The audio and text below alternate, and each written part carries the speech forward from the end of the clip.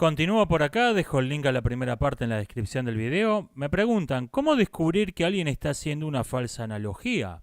El problema con la falsa analogía, lo incluí en mi lista de 7 falsas falacias, el problema es que no existe una falsa analogía, una verdadera analogía.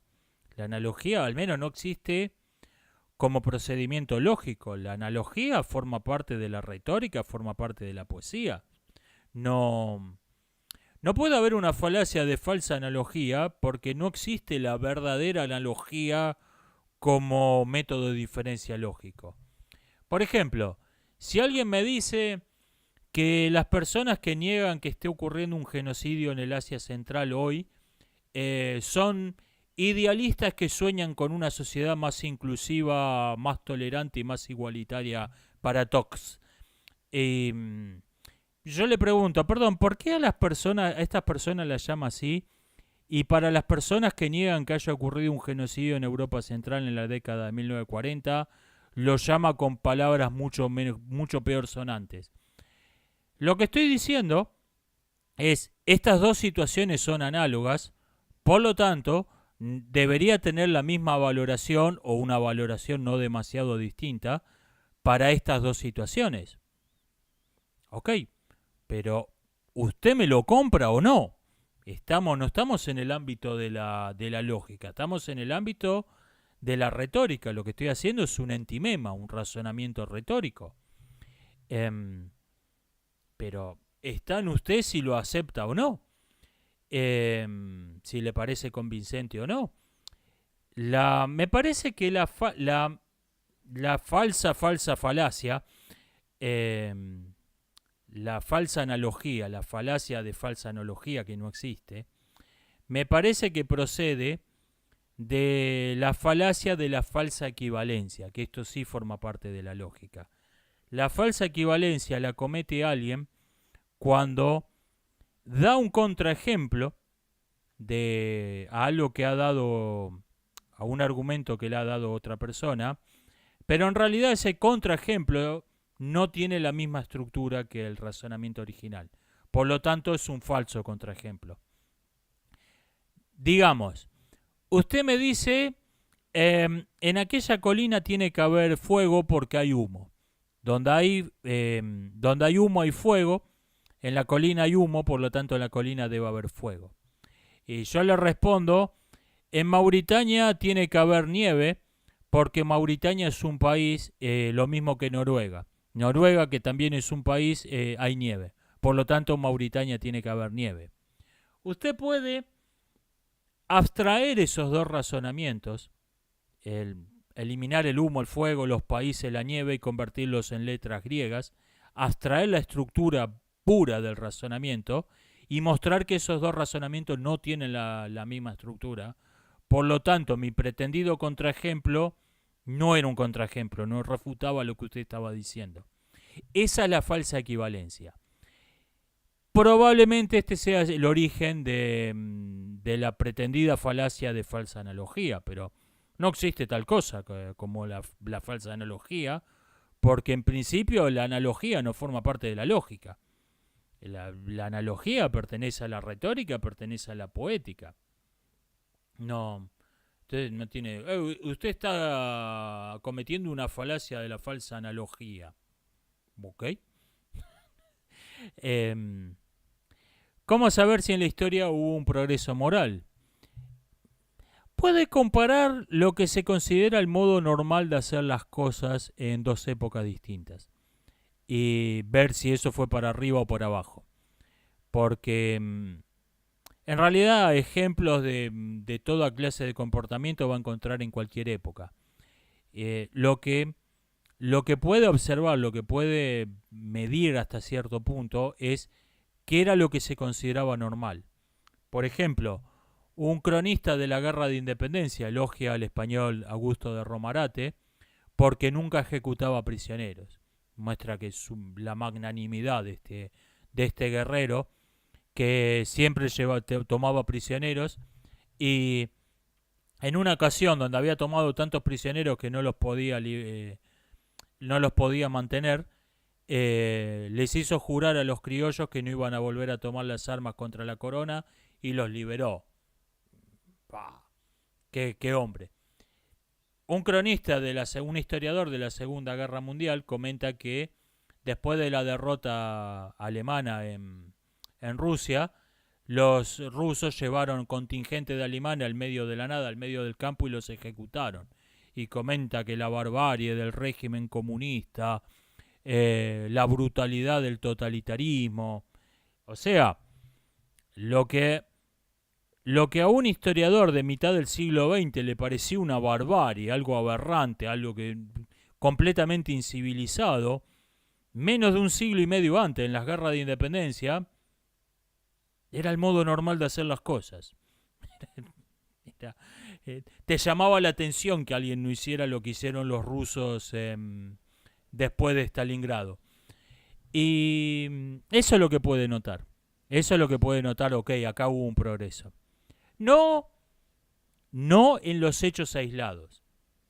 Porque fíjese, en estos ejemplos que lo puse, tenemos en 1820 alguien que se comporta de modo más civilizado, más con una altura moral superior que otros tipos, que otro ejército un siglo y medio después. No son los hechos particulares, es lo que se considera normal en cada época lo que cambia.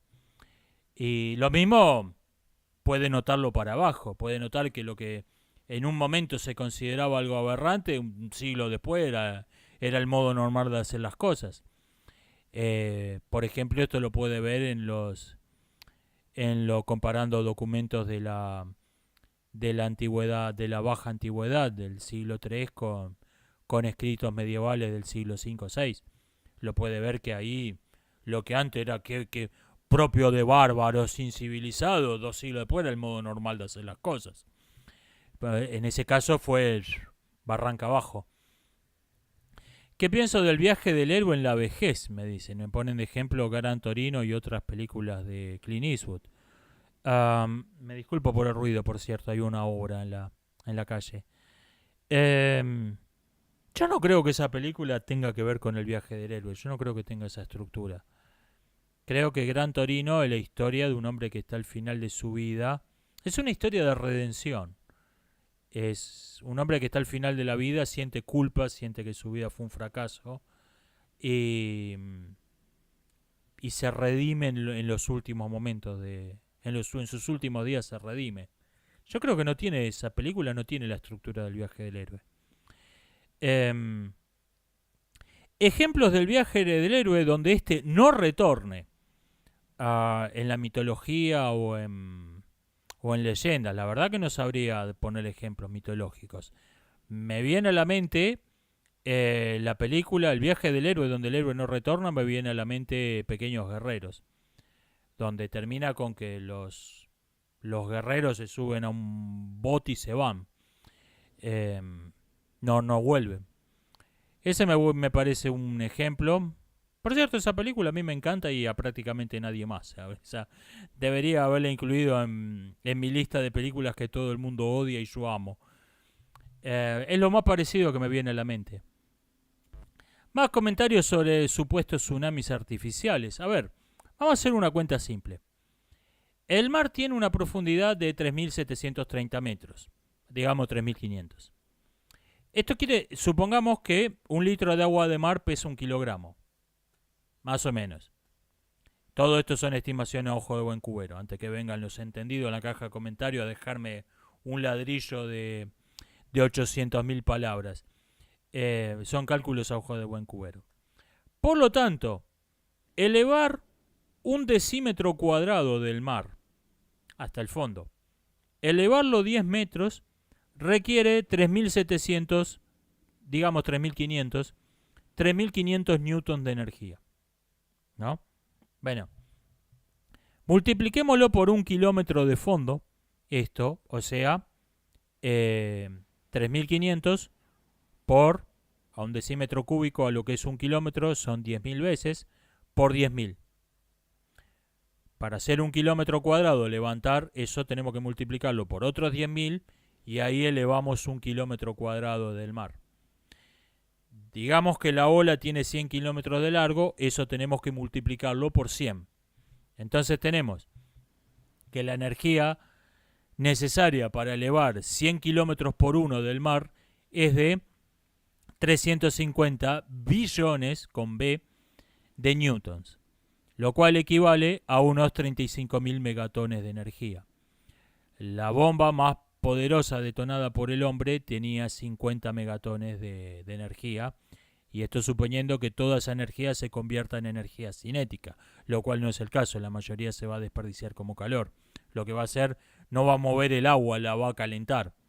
La va a mover, pero más que nada la va a calentar. O sea, la bomba más potente hecha por el hombre no le hace ni cosquillas a un tsunami. Repito, es engañoso hasta que no sacamos la cuenta porque no parece, es una ola.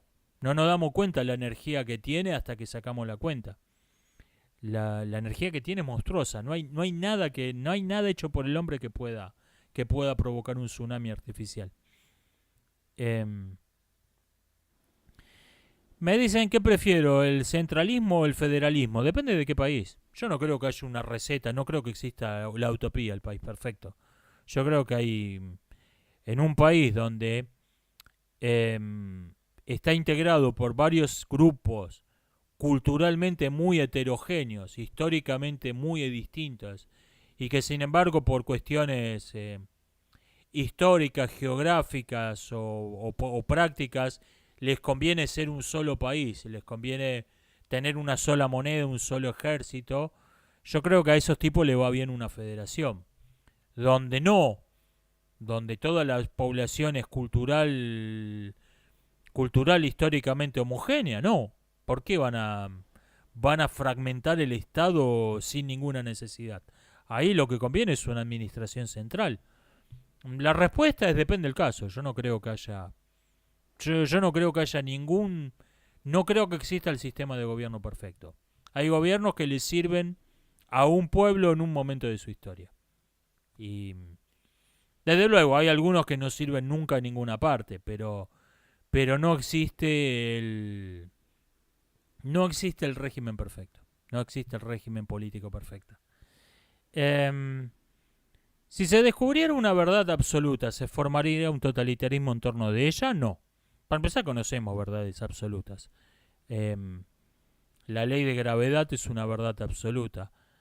Lo que pasa es que el totalitarismo no se forma en torno a una verdad absoluta, se forma en torno a una declaración arbitraria que se impone por la fuerza y no se permite cuestionarla.